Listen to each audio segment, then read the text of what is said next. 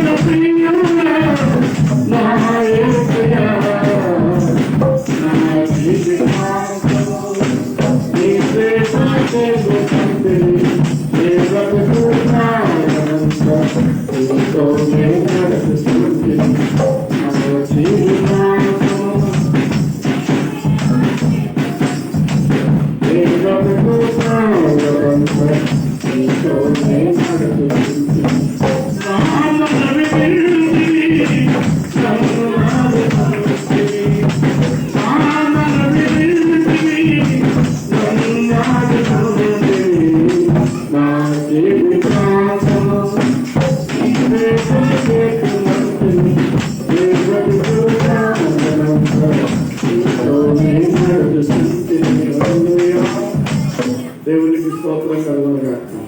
హల్లెలూయా, హల్లెలూయా. ఏ పరిస్థితులు వచ్చినా దేవునితో నడవాలి. ఎన్ని ఇబ్బందులు వచ్చినా దేవునితో నడవటం నేర్చుకో. చూడండి, దేవుని పరిశుద్ధ గ్రంథంలో ఈ నడక ఎలా ఉందో ఈరోజు ప్రభు మనతో కొన్ని మాటలు మాట్లాడబోతున్నాడు. ఎఫెసీయులకు రాసిన పత్రిక 5వ అధ్యాయము 1వ వాక్యం నుంచి మనము 14 వచనాల వరకు చదువుకుంటే అక్కడ దేవునితో నడవడం ఎలా ఉంటుందో, దేవునితో అనుబంధం ఎలా ఉంటుందో మనకు నేర్పిస్తాడు. ఎఫెసీయులకు రాసిన పత్రిక 5వ అధ్యాయము 1వ వచనం నుంచి చూద్దాం. కావున మీరు ప్రియమైన పిల్లల వలె దేవుని పోలి నడుచుకునుడి. మొదటి వచనం చాలా అద్భుతమైన మాట. ఎలాగంట? ప్రియమైన పిల్లల వలె. ఇది ప్రాముఖ్యమైన మాట. మరి ఎలాగ కనపడాలి దేవునికి అంటే? దేవునికే ప్రియమైన వారిగా కనపడాలి. మనం దేవునికి ప్రియమైన పిల్లలుగా ఉండాలి అంటే ఏం చేయాలి? చాలా మార్పులు రావాలి మన జీవితం.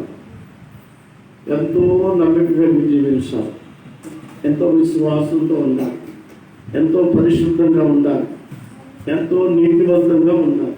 అందుకే దేవుడు ఏమని మాట్లాడుతున్నాడంటే, దేవునికి ప్రియమైన పిల్లల వలె.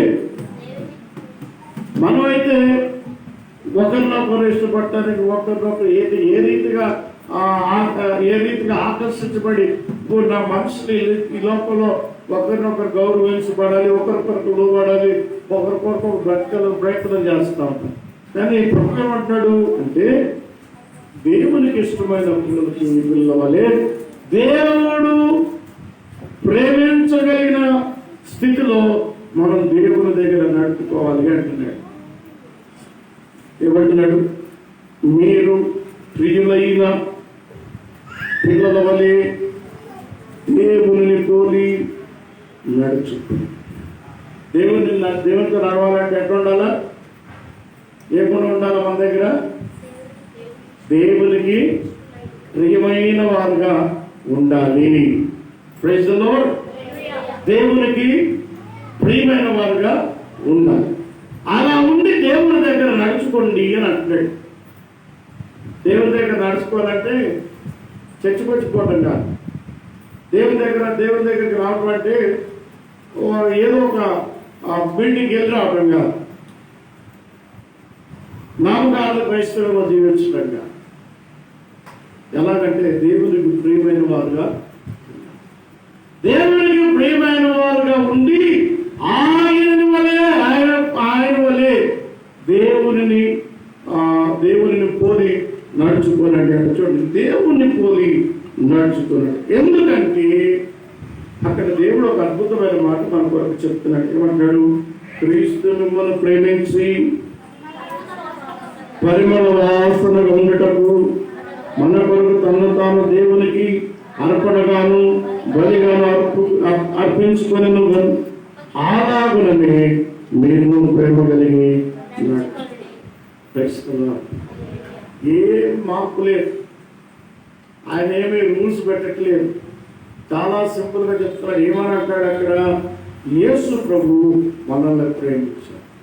ఇప్పుడు మనం ఏం చేయాలి? ఐ లవ్ యూ జీసస్ అని అంటమని చెప్తారు రోజు. ప్రభా నేను ప్రేమిస్తున్నా, I love you my lord, ప్రభా నేను ప్రేమిస్తున్నా అని చెప్తామా? ప్రభు అయితే అంటున్నాడు, నేను మిమ్మల్ని ప్రేమించి ఉన్నాను, నేను మిమ్మల్ని ప్రేమించి ఉన్నాను. అంత మాత్రమే కాదు, యేసు క్రీస్తు పరిమళ సువాసనగా మిమ్మల్ని మార్చారు అంటున్నాడు. ఎలాగా? పరిమళ సువాసన. మనల్ని ఆయన క్రీస్తు యొక్క మాధుర్యంలోకి, క్రీస్తు యొక్క మహిమలోకి మనం తీసుకురావడానికి ఆయన మనల్ని ప్రేమించాడు అంటున్నాడు. ఇంకేమంటున్నాడు అక్కడ? మన కొరకు తను తాను దేవునికి అర్పణగాను బలిగాను. దేవుని ప్రేమ నీకు తెలియటానికి, దేవుని ప్రేమలో నడుచుకుంటాను, దేవునిలో నువ్వు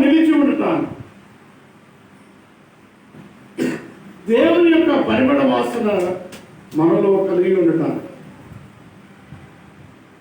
ఆయన ఒక అద్భుతమైన పని చేసింది. ఏంటంటే తనను తాను మన కొరకు అప్పగించబడటం, బలిగా అర్పించడం. యేసయ్య మన కొరకు బలి కాకపోతే, యేసయ్య మన కొరకు ప్రాణం అర్పించకపోతే, యేసయ్య మనల్ని జ్ఞాపకం చేసుకోకపోతే, ఆయన ఏ రీతిగా అయితే మన కొరకు చనిపోయినాడో ఆ యొక్క ప్రక్రియ లేకపోతే ఆ యొక్క త్యాగం ఆయన చేయకపోతే మనము దేవుని ప్రేమను ఎదిగిన వారము. బలి అర్పణలోనే క్రీస్తు ప్రేమ మనకు చూపించబడింది. ఆయన అర్పించబడిన విధానంలోనే, ఆయన మన కొరకు చనిపోవడంలోనే ఆయన ప్రేమ ఏంటో మనకు తెలుస్తుంది. మరి మన యేసు ప్రభు కొరకు మనం యేసును ప్రేమిస్తున్నాం కాబట్టి, యేసయ్యను ప్రేమిస్తున్నాం చెప్తున్నాం కాబట్టి, ఆయన కొరకు మనం ఏం త్యాగం చేస్తున్నాం అయ్యా? ఏం సమర్పించుకుంటున్నాం? ఏం మార్చుకుంటున్నాం? మనం ఏం మార్చుకుంటే మనుషులు ఏమారుస్తున్నాం? ఏమార్చడంటే తెలుసా? ఏమార్చడంటే ఏంటో తెలుసా? మనం ఏం మార్చుకోవట్లే, మనుషులు ఏమారుస్తున్నాం. ఏం మారుస్తున్నాం అంటే మోసం చేయడం, మనుషులు మోసం చేయడం. నన్ను కూడా చాలా మంది మోసం చేస్తారు. ఎక్కువ నాకు మోసాలే ఎక్కువ ఉంటాయి నా దగ్గర.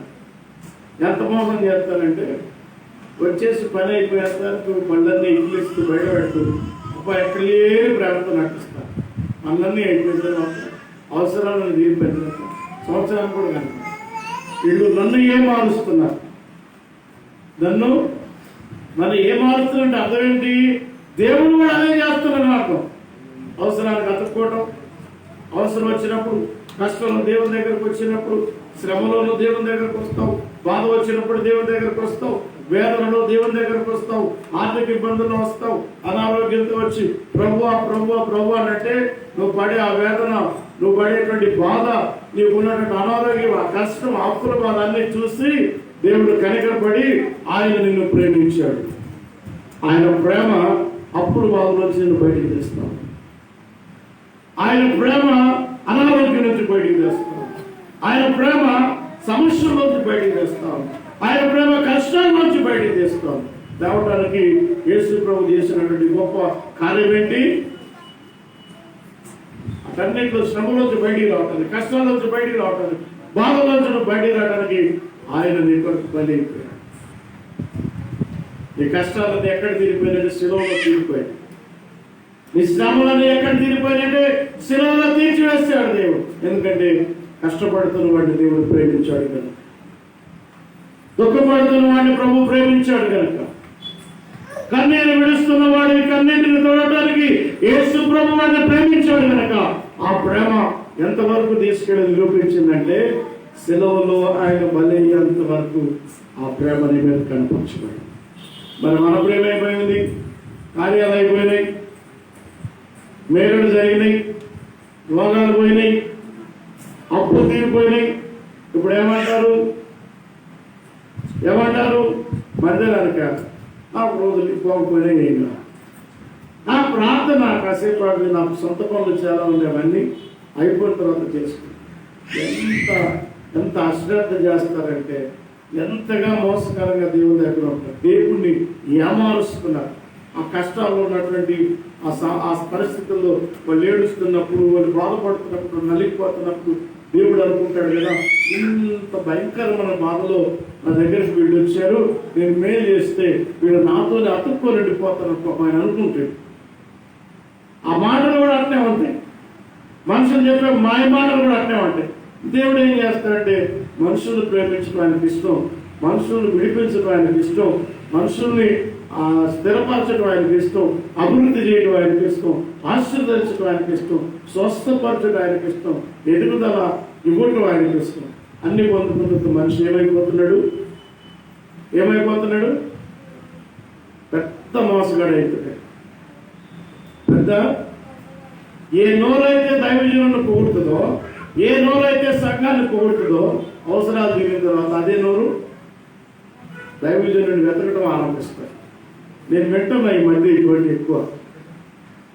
కొంతమంది నా ముఖం మీద మాట్లాడారు, నాకేం మాట్లాడారు. నేను చెప్పేవాడు, నువ్వు నా దగ్గరకు వచ్చావు, ఈ 3 ఏళ్ళు 5 నా దగ్గరకు వచ్చావు, నువ్వు వచ్చే రోజు ఏ ఏడుపుతో వచ్చావు గుర్తుపెట్టుకో. వచ్చే రోజు ఎన్ని కష్టాలతో వచ్చావో గుర్తుపెట్టుకో. వచ్చే రోజు ఎన్ని శ్రమలతో గుర్తుపెట్టుకో. ఈరోజు నీవు నీ కుటుంబం ఎంత సంతోషంగా ఉందో గుర్తుపెట్టుకో. కష్టాలు తీరిపోయినాయి, దేవుడు ప్రేమించి బాధల నుండి తొలగించాడు, శ్రమ నుంచి తొలగించాడు. ఇప్పుడు ఎవరు దేవునికి లోబడి ఉండాలి? దైవజనుడా మా కష్టాలన్నీ విశ్వాసమే. దైవజనుడికి ఏం కష్టాలు ఉంటాయి? ఎప్పుడు వాళ్ళ కోసం తిండి తిప్పలు మానేసి రాత్రి నిద్ర లేకుండా ప్రార్థన చేసుకుంటూ కూర్చొని దైవజనుడి లక్షణం. ఇప్పుడు దేవుడు అంటాడు, ప్రేమ కలిగి దేవుని వలె ఉండండి అంటున్నాడు. ఇప్పుడు మా దగ్గర ప్రేమ ఉంది, మరి మీరు కూడా ప్రేమించాలి కదా. దేవుని కూడా నడుచుకోవటం అంటే దేవుని యొక్క ప్రేమను కనబరచడం. ప్రైజ్ ది లార్డ్, హల్లెలూయా. చూడండి ఎలాగ దేవుని ప్రేమను కనబరుస్తారో. చూడండి 3వ వచనంలో, కనపడకూడదు దేవుని దగ్గర ఎటువంటి మనుషులు ఈరోజు మా దేవుని ఆరాధిస్తున్నారో చూద్దాం.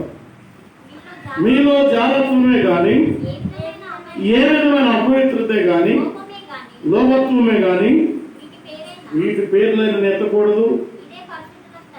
ఇదే పరిశుద్ధులకు తగినది.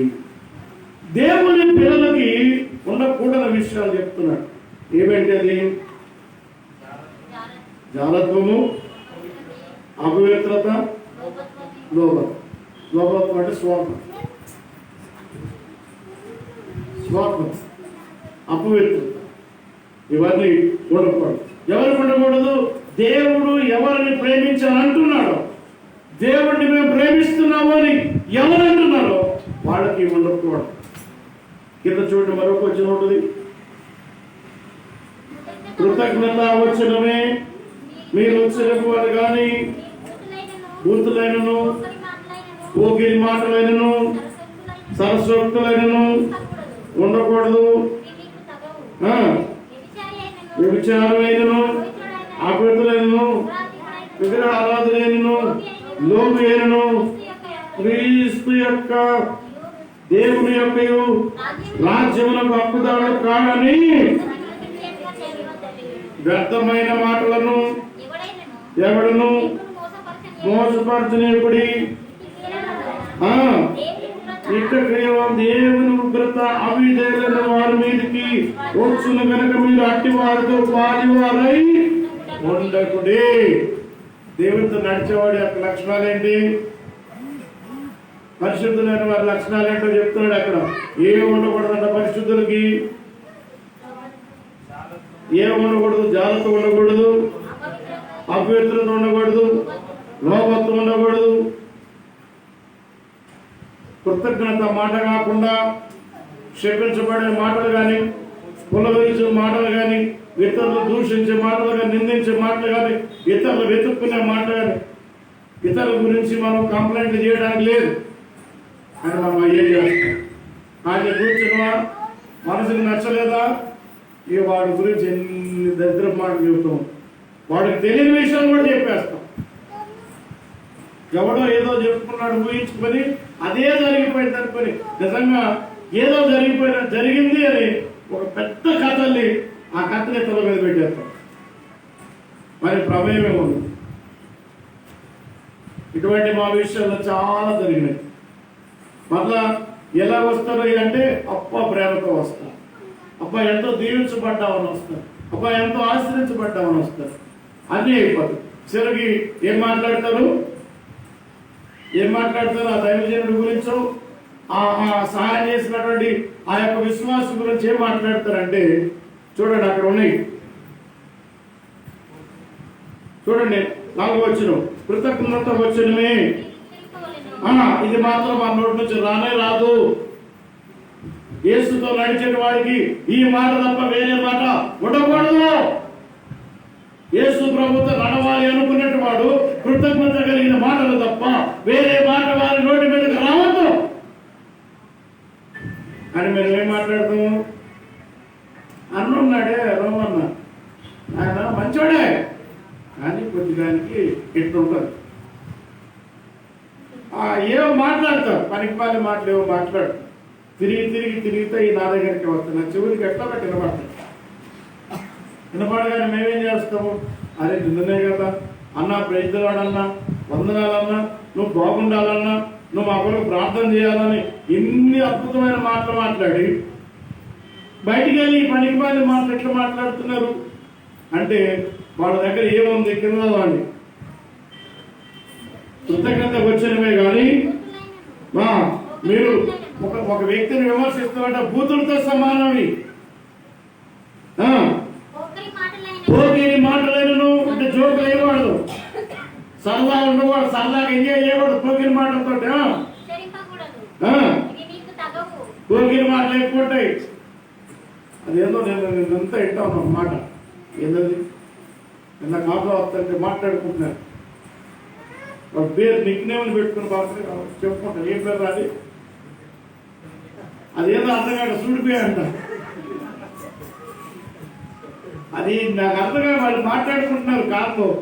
దాదాపు 900 కిలోమీటర్లు ఈ మాట కనీసం 100 సార్లు ఉంటాను నేను. ఈ మాట సూడిపోయి ఏది చూడాలా అదే సూడిపోయి ఏం చూడాలా ఒక్కొక్కడు సూడిపోయి ఏం చూడాలి నాకు అర్థం కాక 100 కిలో దాదాపు 100 సార్లు నాకు అర్థం కాక బయట కొట్టుకుంటాను నేను. ఏం మాట్లాడారు వాళ్ళు? ఇక్కడ ఏముందో చెప్పండి. సరసోక్తులు పోగిరి మాటలు ఎలా బాబు పోగిరి మాటలు మాట్లాడొచ్చా? అబ్బే మనకు కనపడతా అయ్యే మాట పోగిరి మాటలు మాట్లాడొచ్చా? మాట్లాడొచ్చు చెప్పండి. జోకులు వేసుకోవచ్చు ఒకరి మీద ఒకరు. సరదాలు చేయొచ్చా? ఒప్పుకోదన్న బయలు యేసు ప్రభు ప్రేమించిన పిల్లలకి తగదు. నేను హైదరాబాద్లో బయలుదేరి ఎర్రగొండపాలెం పోయి మళ్ళీ ఎర్రగొండపాలెం నుంచి మళ్ళీ హైదరాబాద్ రాత్రి 11:30 వచ్చేసరికి ఈ 7 గంటల నుంచి 11:30 గంటల మధ్య జర్నీ అంతా కూడా 900 కిలోమీటర్ జర్నీతో 100 సార్లు ఉంటాయి. ఒక్కడు కాదు, వెనక 3 ఉన్నారు. ఇదే మాట నాయన కారణం ఒక్కడే మాట్లాడుకుని కూర్చుంది. ఆ మాటలు వెంటనే ఉంటా అంటే మొత్తాన్ని అందరు కలిసి నాకు వినిపించాను. నేను కూడా వాళ్ళతో కలిసిపోయి దేవునికి ఇష్టం కానివాడిగా ఆడైపోయింది. వినటం కూడా తప్పే, వినటం కూడా రే తప్పురా అన్నారు కదా అన్న వాళ్ళు అనుకుంటే నేను లోపల నవ్వుకుంటా కట్టగట్టుకుని అందరూ లాభం చేసింది. ఇక జోకులు వేసిన వాడిది తప్పే, ఆ జోకులు ఖండించుకున్న వాడిది తప్పే, అది జోకుని చెప్పకుండా ఉన్నవాడిది కూడా తప్పే. లోపట్లో అప్పుడు ఎంజాయ్ చేయడం కూడా తప్పే. శాస్త్రోక్తులు ఉండకూడదంట. చదవండి. వ్యభిచారి అయినను అపవిత్రుడైనను క్రీస్తు యొక్కయు దేవుని యొక్కయు రాజ్యము యొక్క హక్కుదారుడు కాడని సంగతి మీకు నిశ్చయముగా తెలియచేస్తున్నాను.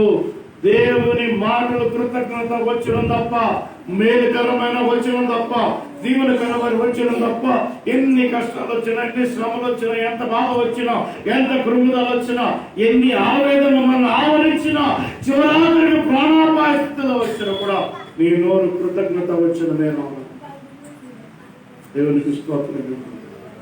హల్లెలూయా హల్లెలూయా. ఎట్టి పరిస్థితుల్లో వేరే మాట మన నోటి నుంచి వస్తే ఏం జరిగింది?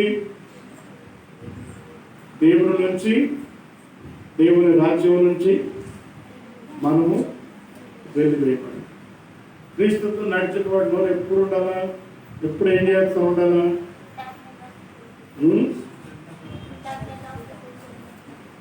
కృతజ్ఞత స్థితులు చెల్లిస్తూనే ఉన్నారు. దేవునికి స్తోత్రం జరుగుతుంది. హల్లెలూయా.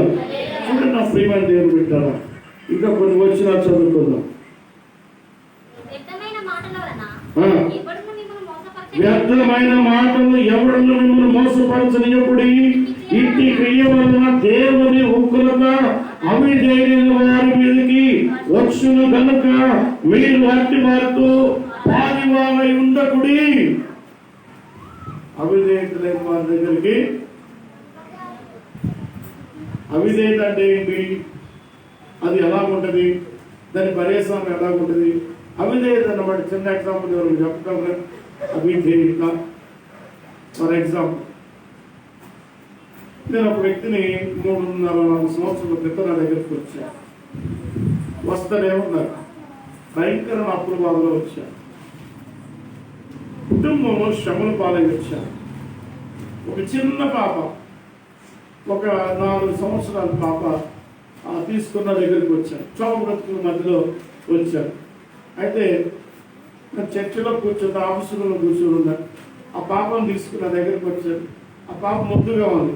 ఇట్లా పాప అని చెప్పేసి, నాకు ఏం జరిగింది, ఆ పాపలో ఏముందో మనకు తెలియదు, ఏ సమస్య కోసం వచ్చారు నాకు తెలియదు. ఆ పాపను దగ్గరికి తీసుకుని అట్లా భుజం మీద చేయగానే వెంటనే వామిటింగ్ చేసేసి, ఆ వామిటింగ్ చేసుకుంటే కడుపులో పెట్టిన మందులన్నీ బయటకు వచ్చింది. బాగా ఇలాగ వచ్చింది. ఏంది అమ్మా పరిస్థితి అని చూస్తే, ఆ చిన్న పిల్లలు 4 ఏళ్ల పిల్లలు చంపేయడానికి మందులు పెట్టారు. తిరిగిన ప్రాంతం లేదు. ఆ పాప కొంచెం కూడా తినలేదు, అన్నం ఎంత కూడా తెలియదు. అయితే ప్రియమైన దేవుని పెట్టారు. ఎప్పుడైతే ఆ పాప కడుపులోంచి బయటికి ఆ మందులన్నీ బయటకు వచ్చినాం, నేను ఒక యాపిల్ కట్ చేసి ఇచ్చాను. వీళ్ళు అంటారు, అయ్యగారు ఒక్క ముక్క కూడా తినలేదు, అయ్యగారు తినదు అంటున్నాను.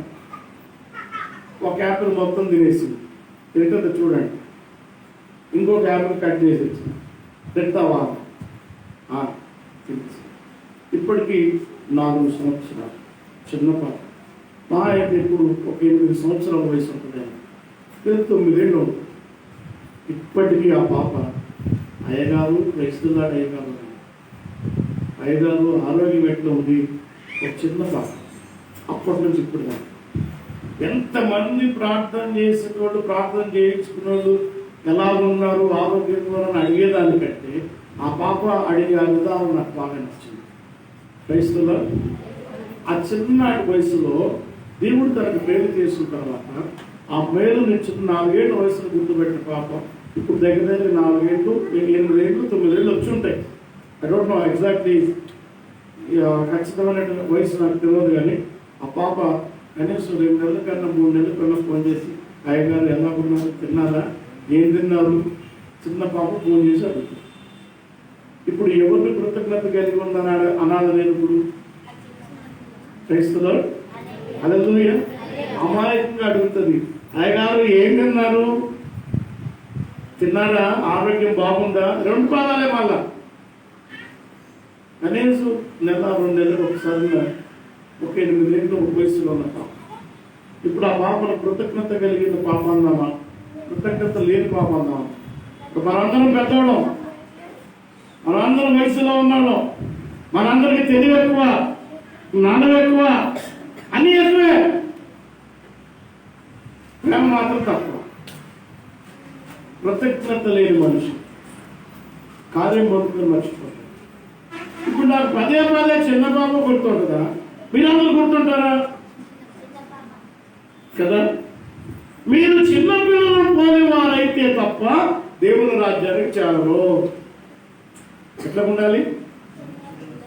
చిన్న పిల్లలు అలాంటి వారైతే. అందుకే ఆయన చాలా స్పష్టంగా చెప్తున్నాడు, అవిధేయులైన వారి మీదకి ఉగ్రత వస్తుంది, కనుక మీరు అట్టి వారితో పాలిభాగస్తులు కానే. దేవునికి స్తోత్రం కలుగును గాక. హల్లెలూయా హల్లెలూయా. చిన్న పిల్లలను పోలిన వారైతే వారి మీదకి దేవుని కనికరం ఉంటుంది. అంటే చిన్నపిల్లలు పోయినారంటే అది మంచి మనసు. చిన్నపిల్లలకి కల్మషం ఉండదు, చిన్నపిల్లల్లో స్వార్థం ఉండదు, చిన్నపిల్లల్లో ఏ విధమైనటువంటి పగ ఉండదు, ద్వేషం ఉండదు, అసూయ ఉండదు, ఎటువంటి పనికిమాలినటువంటి గుణాలు ఏముండదు. వాళ్ళది ఇట్స్ వెరీ క్లీన్ హార్ట్. వాళ్ళు చాలా స్వచ్ఛమైన మనసు కలిగి ఉంటారు. కాబట్టి దేవుడు మనల్ని ఏమంటారంటే, కల్మషం ఉన్నవాడి దగ్గర కానీ, అన్యాయ అక్రమాలు అమర్యాదలు కలిగిన మనుషులతో కానీ, మాట తేడా వచ్చే మనుషులతో కానీ, ప్రవర్తనలో తేడా ఉన్న మనుషులతో మీరు కలవకండి. ఏంటంట హలో జోకులు వేసుకోవడం కూర్చొని మనం కూడా చెవులు చాట చెవుల్లాగా పెట్టుకొని వాటి చూసి మురిసిపోకూడదు, నేత్రానందం ఉండకూడదు, నోటి దోలు ఉండకూడదు. మనకి నోటి దోలు ఎక్కువ. ఎవరి మీద జోకులు వేస్తామో తెలియదు, ఎవరి గురించి ఎవరికి చెప్తామో తెలియదు, మనకు నోటికి దోలు ఎక్కువ. చెవులు శాట చెవులు చేసుకున్నట్టు పాము చెవులు అంటారు చూడండి, అట్లుంటాయి. ఎవరి గురించి అలా వినటానికి ఆసక్తి కలిగి ఉంటాం. నీ బతుకు గురించి నువ్వు ఎప్పుడు ఆలోచన చేయవు. అటువారి గురించి ఏమంటాడు దేవుడు? అలా వినేటివాడు, అలా చెప్పేటివాడు, అలా చేసేటివాడు దేవునితో నడుస్తున్నవాడు కాదు, వాళ్ళు దేవుని ఉగ్రతకి గురైన వారు. అట్టి వారితో నువ్వు కూర్చున్నా, నువ్వు నడిచినా. చూడండి, మొదటి కీర్తన ఏమంటుంది? చదవండి. దుష్టుడు ఆలోచన చొప్పున నడవక, పాపుల మార్గమున నిలవక, కూర్చుండ చోట కూర్చుండక, నడవద్దు నిలవద్దు కూర్చోవద్దు. మరి ఎవరితో కూర్చోవాలి? ఎవరితో నడవాలి?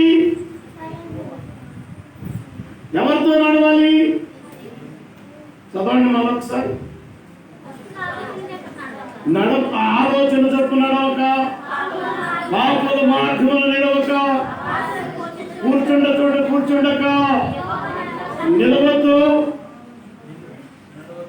నడవద్దు కూర్చోవద్దు. ఎవరితోటి? పశువులతో. పశువుతో అంటారు ఎవరు?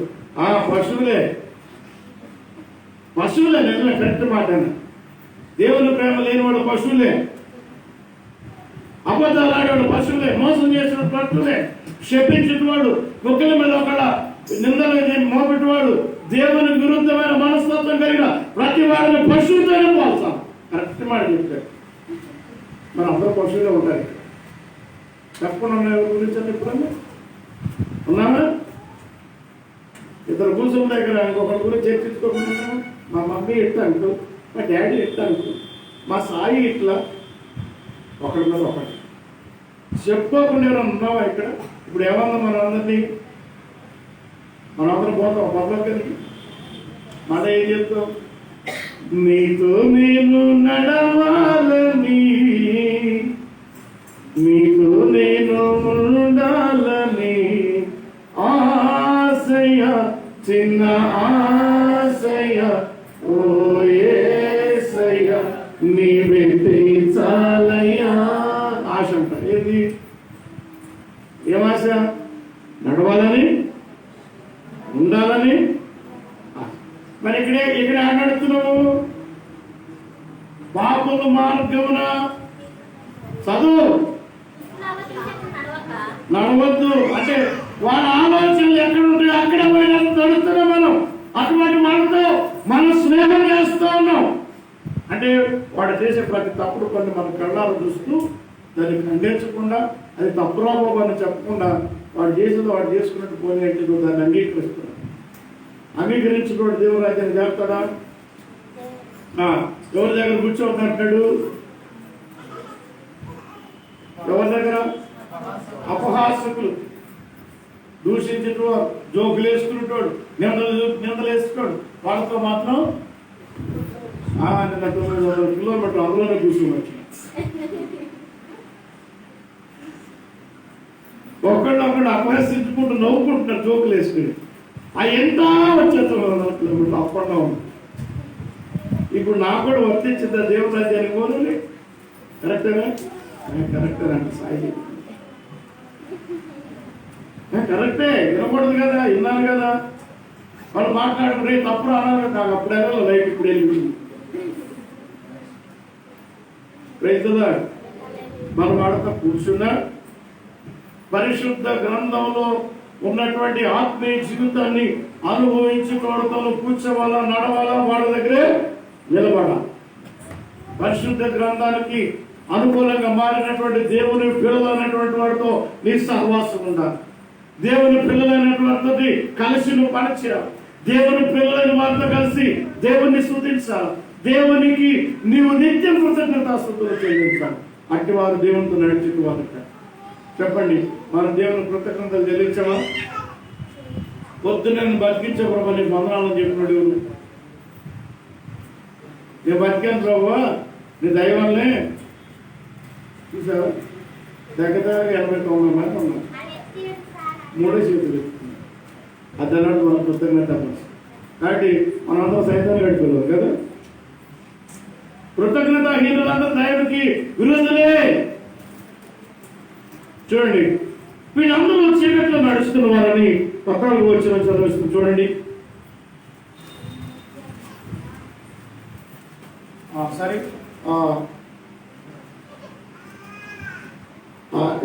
7వ వచనం చదవండి.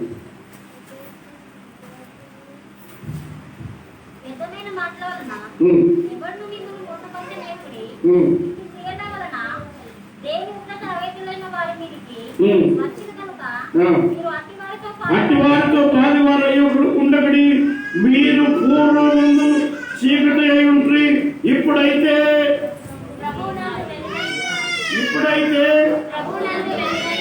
పూర్వమెవరు?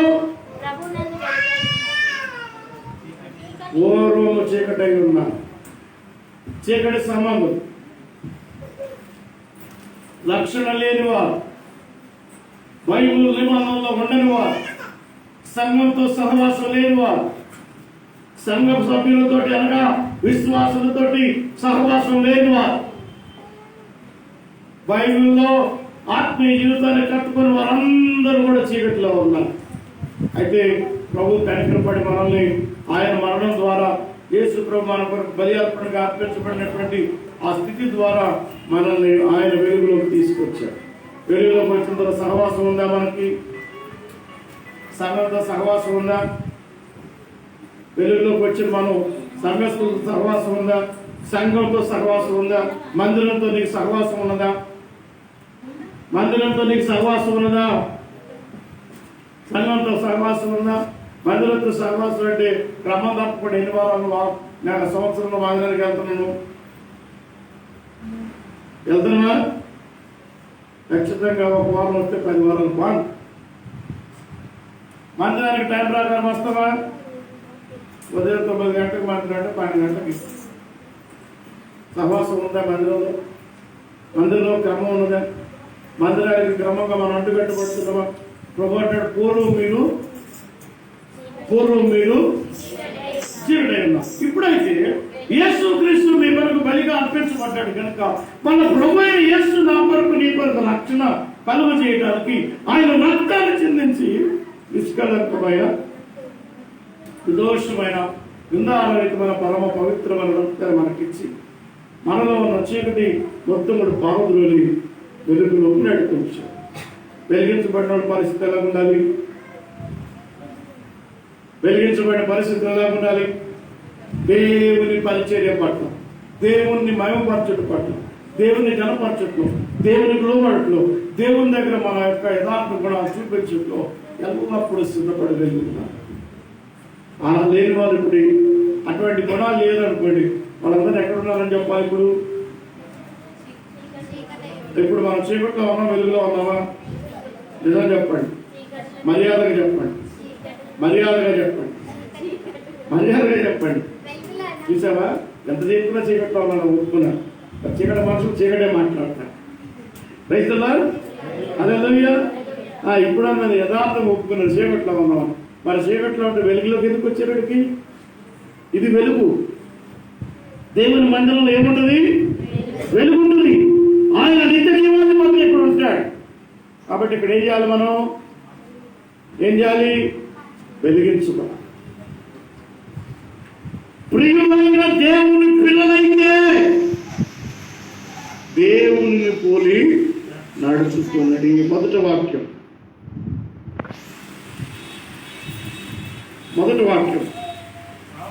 కావున మీరు ప్రియులైన పిల్లలని దేవుని పోలి నడుచుకున్నది. హల్లెలూయా.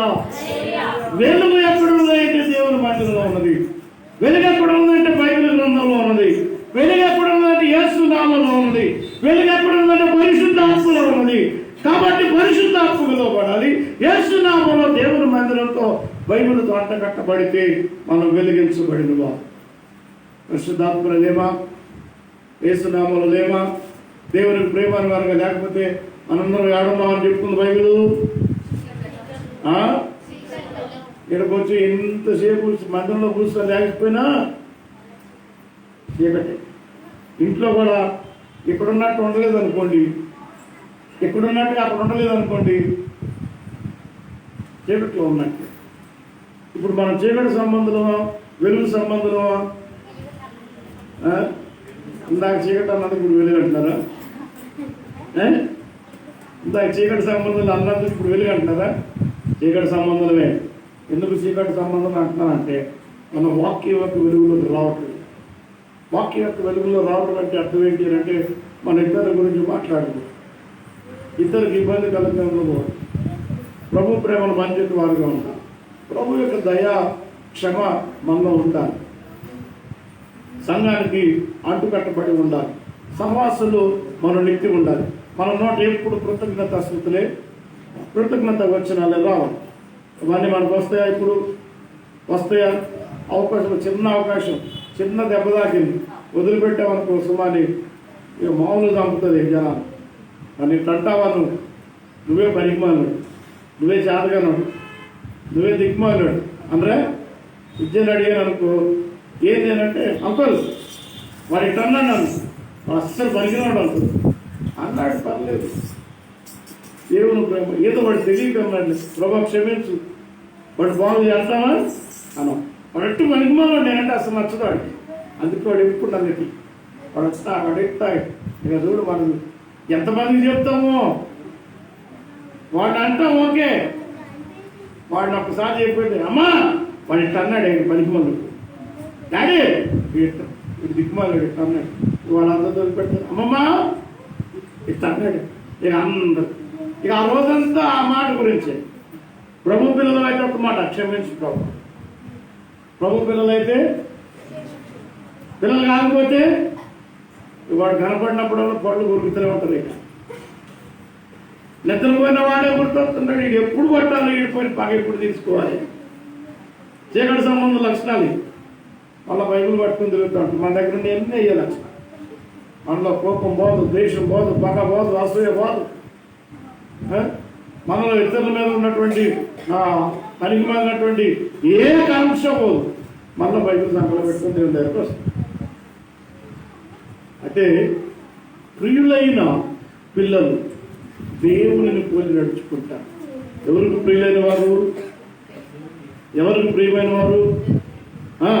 ఆ ప్రియమైన పిల్లల్లో లోపత్వం ఉండదు, జాగ్రత్తం ఉండదు, పోగిరి మాటలు ఉండవు, కుయుక్తులు ఉండవు, అబద్ధాలు ఉండవు, మోసం ఉండదు, పగ ఉండదు, ద్వేషం ఉండదు, అసూయ ఉండదు. ఇటువంటి చెత్త ఏది ఉండదు వాళ్ళకి. వాళ్ళలో ఏముంటుంది? ఏ స్థితిలోనైనా ప్రభువును ప్రేమించడం నేర్చుకున్న వారు కనుక వారు ప్రేమిస్తారు, వారు క్షమిస్తారు, వారు ఆదరిస్తారు.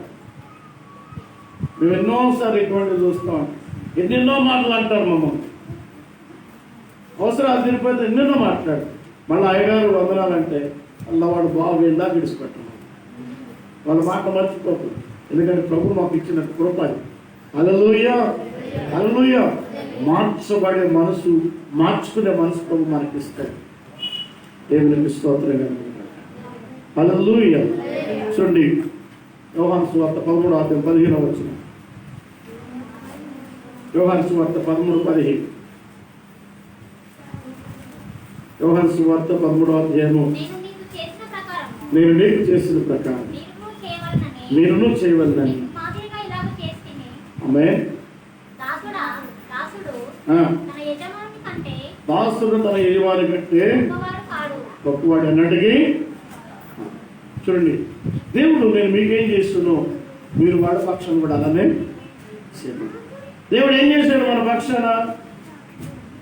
మన పాపాలను క్షమించాడు, మన తన రక్తంతో కడిగాడు, తన యొక్క గాయాల్లో నుంచి మనకు స్వస్థత కలుగు చేశాడు, మన కొరకు బలియాత్మలుగా ఆయన్ని అప్పగించబడ్డాడు. కానీ ఇప్పుడు మనం ఏం చేయమంటే నేనేం చేశానో మీరు ప్రజల కొరకు అది చేయండి అంటున్నాడు. నేనేం చేస్తున్నానో ప్రజలకు మీరు అది చేయండి అంటున్నాడు. ఆయన ప్రేమించేవాడు, ఆయన మనల్ని ప్రేమించాడు. మనం ఏం చేయాలి? ప్రేమించాడు. ఆయన మనకి సహాయకుడు, ఆయన మనకి ఏం చేశాడు? సహాయం చేశాడు. మనం ఏం చేయాలి? సహాయం. యేసు ఏం చేశాడో అది చేయాలంటే యేసు క్రీస్తుని పోలి నడుచుకున్నటువంటి దేవుడు యజమానుడు కనుక దాసుడు మనం గొప్పవాళ్ళం కాదు కాబట్టి యజమానుడు ఏం చెప్పాడో, యజమానుడు ఏం చేయమని చెప్పాడో, ఎలా ఉండమని చెప్పాడో అలాగే మనం ఉండాలి. దేవునికి స్తోత్రం కలుగును గాక. హల్లెలూయా. వ్యవహార పత్రిక మొదటి పత్రిక 1వ అధ్యాయం 22వ వాక్యం.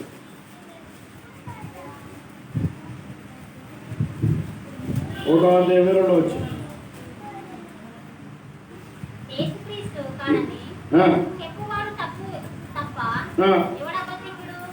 యేసుక్రీస్తు యొక్క యేసుక్రీస్తు కాడని చెప్పువాడు తప్ప ఎవడు అబద్ధికుడు. అంటే అర్థం ఏంటి? యేసు ప్రేమించువాడు, నువ్వు ప్రేమ చూపించలేదంటే నువ్వు అబద్ధికుడు. యేసు కరుణించువాడు, దేవుని కరుణను ప్రజల్లో చూపించకపోతే అబద్ధికుడు.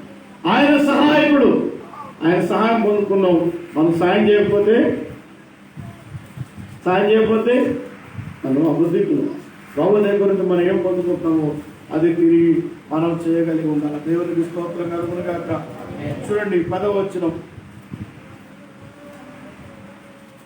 9వ వచనం చూడండి. వెలుగు కాలము సమస్త విధములైన మంచితనము, నీతి,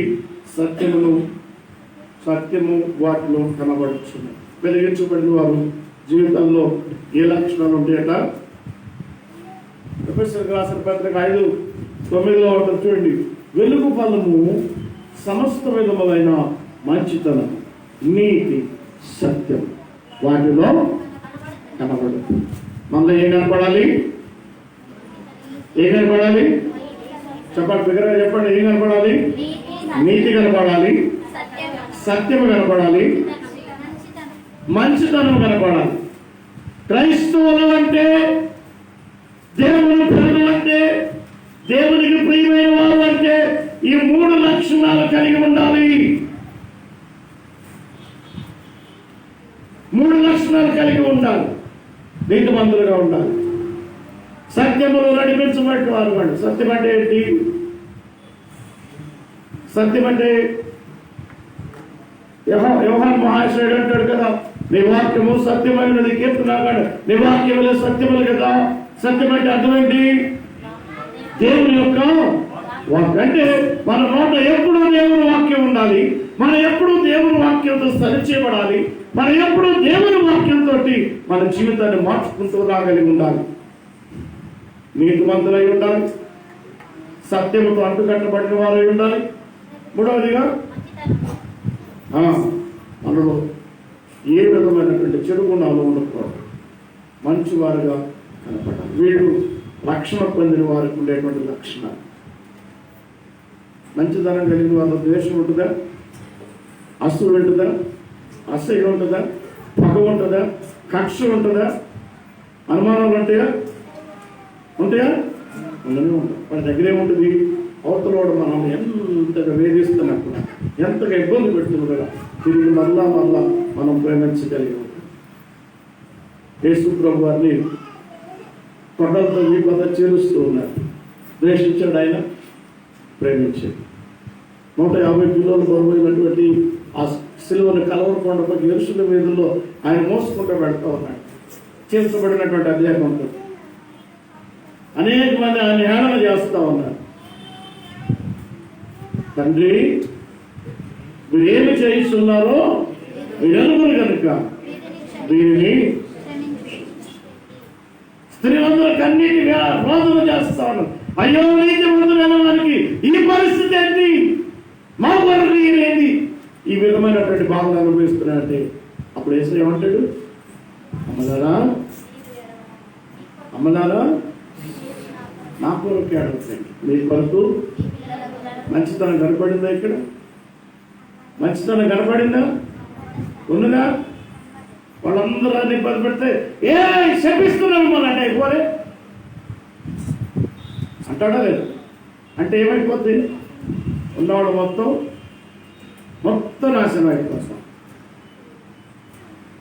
ఆయన ఎప్పుడైతే తలవాల్చి ప్రాణం అప్పగించి ఆత్మను అప్పగించి తలవాల్చగానే గుడితెర నడిమికి చెలిగి భూకంపం వచ్చి ప్రకృతి మొత్తం కూడా వెడైతాడని చేస్తే అంత నార్తి కలిగిన మహనీయుడు ఒక్క మాట అంటే భూ ప్రజలు ఆగమైపోరా, నాశనం అయిపోరా? ఆయన మంచితనం ఏం చేసింది? క్షమించమను. ఆయన క్షమించి తండ్రిని క్షమించమని వేడుకున్నాయి. ఏ స్థితిలో వేడుకున్నాడు ఆయన? శరీరం చీల్చబడిన స్థితిలో,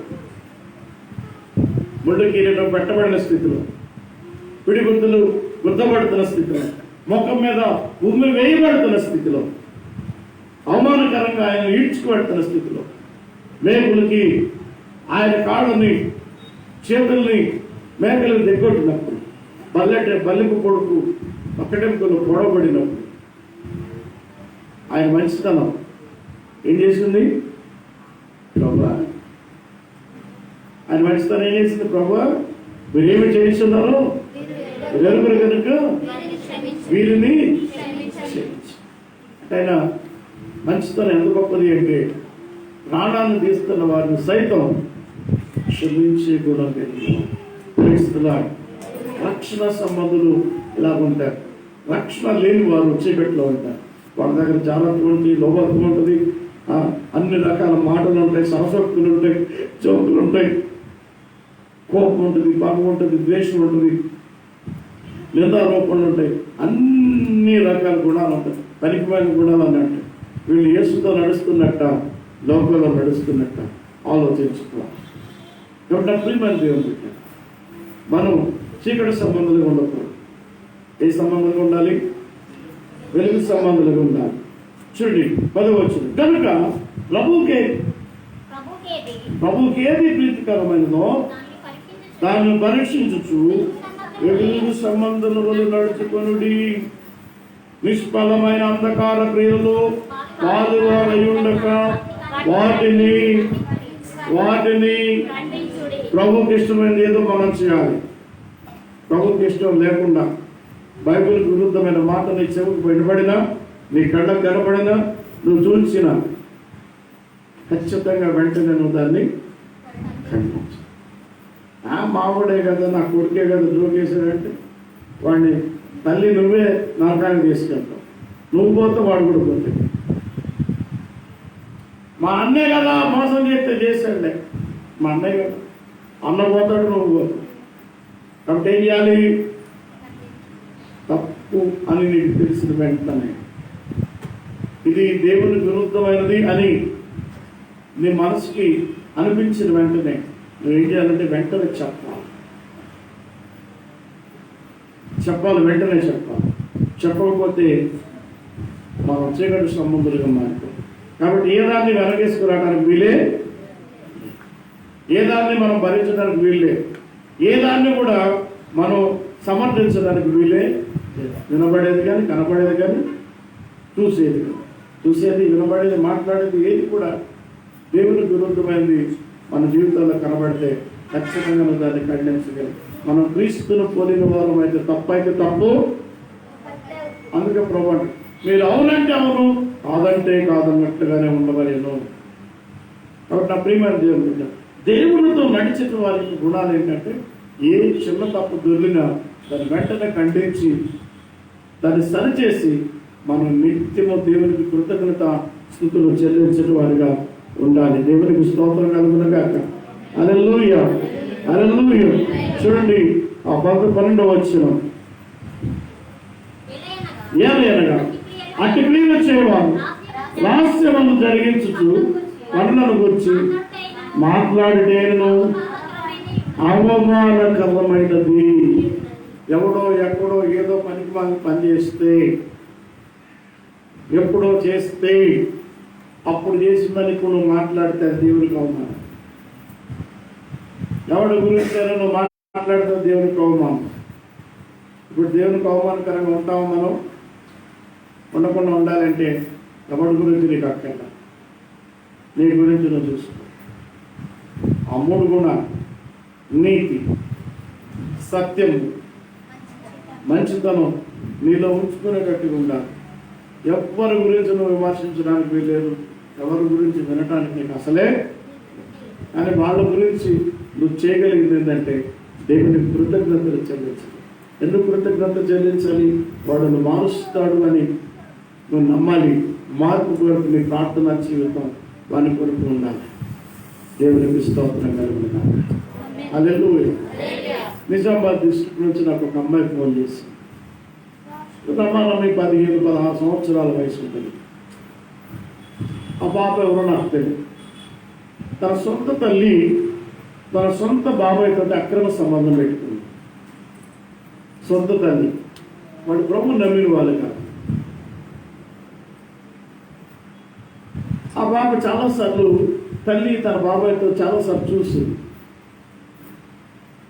విడిపించబడాలి అంటే యేసయ్య దగ్గరికి వెళితే విడిపిస్తారని ఎవరో చెప్పగా ఆ పాప మెల్లిగా ప్రభు దగ్గరికి రావడం స్టార్ట్ చేసింది. ఎవరి కోసం ప్రభు దగ్గరికి వచ్చింది? తన తల్లి కోసం. తన బాబాయ్తో చేస్తున్నట్టు ఆ పాప నుంచి విడిపించడానికి వచ్చింది. ఉపవాసంలో కనిపెడుతూ ఉంది రహస్యంగా. ఇంట్లో యేసయ్య పేరు చెప్తే చంపేస్తారు. అంత కఠినమైన కుటుంబాలు. అయితే చాలా సీక్రెట్గా ఆ పాప ప్రార్థన చేస్తుంది. రాత్రులంతా కూడా తన గదిలో మోకరించి దేవుడు అడుగుతూ ఉంటాడు. ఏం చేయాలో ప్రార్థన ఎలా చేయాలో తెలియదు, కానీ మొదలైతే ఈ అపవిత్రమైన జీవితం నుంచి నా కుటుంబం విడిపించబడాలి. 16-17 సంవత్సరాలు ఉంటే 16 ఏళ్ళు ఉంటే గట్టిగా 10th క్లాస్ అయిపోయింది. ఆ 10th క్లాస్లో ఉన్నటువంటి అమ్మాయికి ఇంటి పరిస్థితి తెలుసు. ఎవరో చెప్పారట, ఈ పరిస్థితుల్లో నుంచి బయటికి రావాలంటే పలానా పాస్టర్ గారిని అడిగి అన్న మంచి గైడ్ చేస్తాడు, నీకు ప్రార్థన సాయం చేస్తాడు, ఖచ్చితంగా అన్న దేవుని దగ్గరికి వాళ్ళు రావడానికి విడిపించబడటానికి సహాయం చేస్తాడంటే ఒకరోజు ఆ పాప నాకు ఫోన్ చేసింది. ఒక 4 నెలలతో ఫోన్ చేసి నాకు పేర్లు చెప్తుంది కానీ నాకేం ఐడియా రావట్లేదు. వాళ్ళ అమ్మ పేరు కానీ వాళ్ళ నాయన పేరు కానీ నాకేం తెలియదు. తర్వాత వాళ్ళ పేర్లు చెప్తే గుర్తుపెట్టిన పలానా వాళ్ళ అమ్మాయి. అయితే ఆ పాప ఒక ప్రశ్న, అన్న ఒక కుటుంబంలో ఇటువంటి అక్రమ జీవితం ఉంటే ఏ విధమైన ప్రార్థన చేస్తే విడిపించబడతారో నాకు చెప్పండి, నేను అటువంటి కుటుంబాల కొరకు ఉపవాసం ఉండాలి అనుకుంటున్నాను. తన యొక్క కుటుంబాన్ని డైరెక్ట్ ఇది నా ఇల్లే అని చెప్పలేక ఇటువంటి కుటుంబాలు ఉన్నాయి, వాటిని విడిపించుకోవాలి అంటే ఎలాగ ప్రార్థన చేయాలి నాకు చెప్పండి అని చెప్పి ప్రార్థన చేయించుకోండి. ఆ రోజు నుంచి 4 నెలలుగా ఆ పాపను జ్ఞాపకం చేసుకుంటాను. ఇప్పుడు ఒక 4-5 సార్లు ప్రార్థన. చివరికి నిన్నటి దినాన నాకు వచ్చిన వార్త ఏంటంటే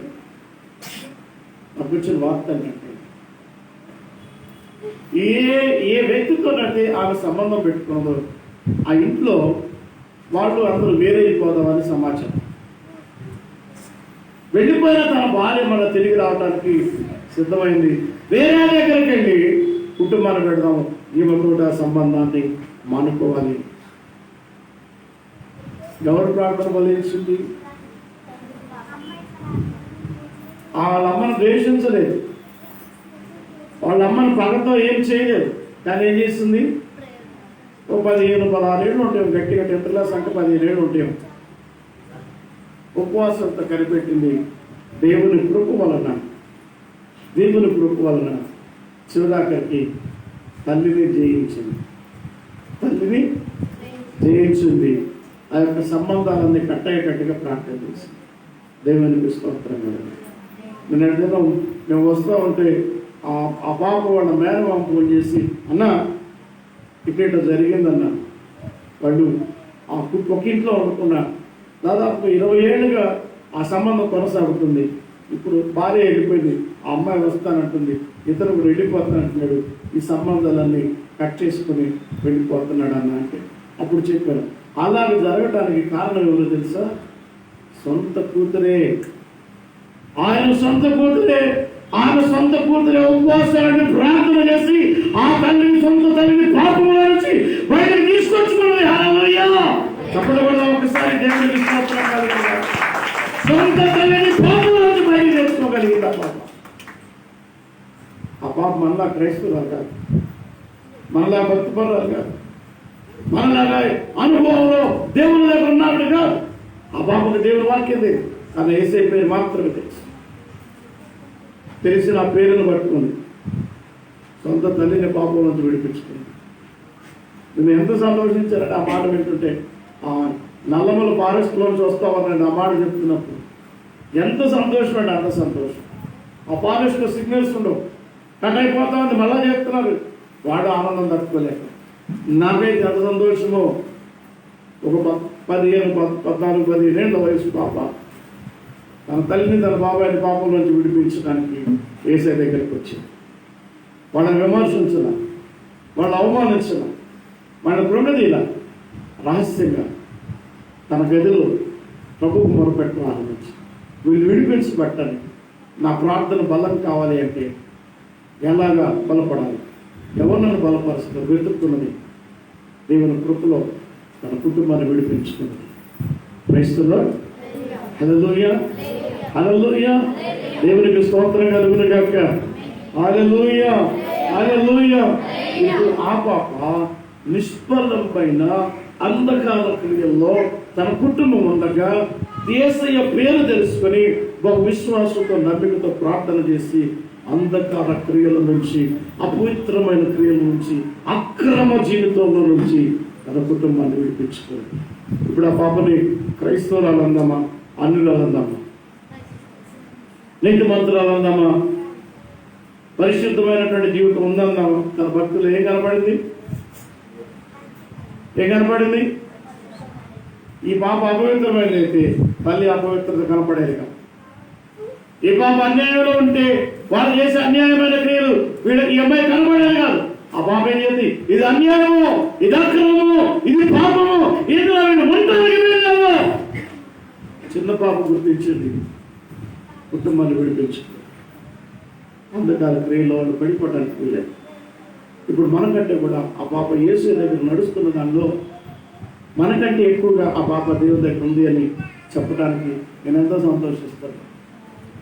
కాబట్టి నా ప్రియమైన దేవుని మనం యేసుతో నడవాలంటే వెలుగు సంబంధాలుగా ఉంటాయి. వెలుగు సంబంధాలు 3 లక్షణాలు ఉంటాయి: నీతి, సత్యము, మంచి. చీకటి సంబంధంలో 3 లక్షణాలు ఉంటాయి: లోపత్వము, జాలత్వము, నేత్రాశ, శరీరాశ, జీవకుటమము, అంధకార క్రియలు. లోకంలోని అన్ని క్రియల్లో వాడు పాలు భావిస్తున్నాయి. ఎవడైతే విశ్వాసాలు చెప్పుకుంటున్నాడు వాడు నరకంలో ఉంటాడు. విశ్వాసంలోని మన జీవితంలో 3 ఉంటాయి: నీతిమంతులుగా బ్రతకాలి, సత్యంలో బ్రతకాలి. సత్యం అంటే దేవుని యొక్క వాక్యానుసారంగా మన జీవితాన్ని మలచుకోవాలి, మార్చుకోవాలి, సరి చేసుకోవాలి, సరి చూసుకోవాలి. అట్టివారు ప్రభు యొక్క మంచితనాన్ని ప్రజల పైన మనం కనబట్టట్టుగా ఉండాలి. వాడు యేసుతో నడుస్తున్న వారితో ఉంటారు. ఒకవేళ అట్టి గుణాలు మనలో లేవనుకోండి, మనందరం కూడా చీకటి సంబంధాలు. కాబట్టి చీకటి సంబంధాలుగా కాకుండా వెలుగు సంబంధాలుగా దేవుడు మనం ఉంచినట్టుగా ప్రార్థన చేసుకున్నాం. తెలంగాణ ఉంచాలి. దేవుడు అద్భుతమైన తన మాటల ద్వారా నడిపించాడు. మహిమా స్వరూపుడైన మా ప్రియ పరలోక తండ్రి, మేము చీకటి సంబంధం కాదు ప్రభు, వెలుగు సంబంధం. వెలుగు సంబంధులైన వారు ప్రియులైన పిల్లల వల్లే దేవునిని పోలి నడుచుకుంటారు అని ఈరోజు మీ వాక్యం ద్వారా మాత్రం మాట్లాడారు. దేవుని పిల్లలైన వారి లోపల నీతి, సత్యము, మంచితనం, ఈ సద్గుణ లక్షణాలతో నింపబడి ఈ లోకంలో నాయన జ్యోతుల వలె వెలుగొందుతారు ప్రభు. వెలిగించబడిన వారుగా ఉంటారు. అట్టి వారిలో జ్వాలత్తులే కానీ, లోభత్తులే కానీ, మన సరసోక్తులే కానీ, తోకిడి మాటలే కానీ, వ్యభిచారమే కానీ, మన అన్యాయం అక్రమాలే కానీ, మోసగారితనమే కానీ, హింసే కానీ, ఇటువంటి నేను పనికి మారిన గుణాలు ఏమి మనలో ఉండని ఓ ప్రభు. నీతిమంతులుగా నీ పిల్లలు అంతకంతకు మగు వేస్తారు ప్రభు, వర్ధిల్లుతారు, సత్యవాక్యంలో ప్రతిష్ఠించబడతారు, నీతి యందు ప్రతిష్ఠించబడతారు ప్రభు. నీ మంచితనాన్ని, నీ సాత్వికత్వాన్ని, నీ దయాళత్వాన్ని, నీ ప్రేమ, నీ వాత్సల్యత, నీ ఆదరణ, నీ కనికరం ప్రభు ప్రజల పైన కుమ్మరిస్తున్నారు. ప్రజల కొరకు నేను గొప్ప జీవితం గడిపేటట్టుగా చేస్తాను. నీ ఎదుట సంపన్నమైన నీ కృపను పనేటట్టుగా చేస్తాను. అటు కృపలో ప్రభు మనందరూ నడిపించాం. నాన్న లైవ్ ద్వారా వాక్యం ఇచ్చిన ప్రతి బిడ్డని నాయన వెలుగు సంబంధాలుగాను మార్చండి. చీకటి సంబంధమైన ఏది ఉండదు వాడి జీవితం. ఈ ఆరాధనలో పాల్గొన్నటువంటి ప్రతి బిడ్డ వెలిగించబడాలి, వెలుగు సంబంధాలుగాను మారు. ఈ నిత్య వెలుగులో మేమందరం ఉండినట్లుగా యేసయ్య అని ఆత్మతో మమ్మల్ని నింపి నడిపించి మీకు లోబడుచుకొని ప్రియులైన నీ పిల్లల వలె నీకు ఇష్టల వల్ల ఉండటానికి మాలో కావాల్సిన అన్ని విధాల మార్పులు దయచేసి మాకు పొందమని యేసయ్య నామమున బట్టి ప్రార్థించి వేడుకుంటున్నాము తండ్రి. ఆమేన్, ఆమేన్, ఆమేన్.